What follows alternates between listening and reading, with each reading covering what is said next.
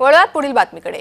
नंदुरबारच्या केलखाडीत साकव पूल तयार करण्यात आला। मुख्यमंत्र्यांच्या आदेशानंतर महिन्याभरानंतर पूल तयार करण्यात आलाय।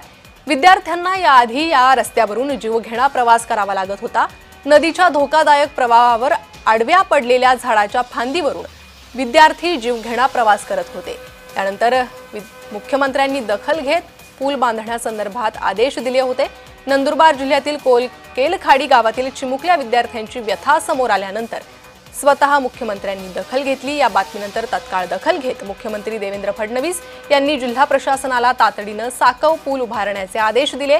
त्यानंतर महिनाभराच्या आतच या नदीवर साकव पूल तयार करण्यात आलेला आहे। त्यामुळे आता विद्यार्थ्यांचा प्रवास सुखकर होईल।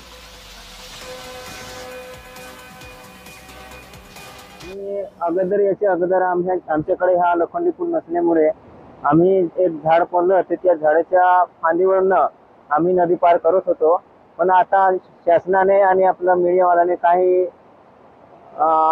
आवाज जोराने उचलल्यामुळे आपल्या गावाला शासनाने लवकरात लवकर हे लोखंडी पूल मंजूर करणं हे काम पूर्ण करण्याचे आदेश दिले आणि ते काम पूर्ण सक्सेस झाले। याच्याबद्दल आम्ही आभार मानतो।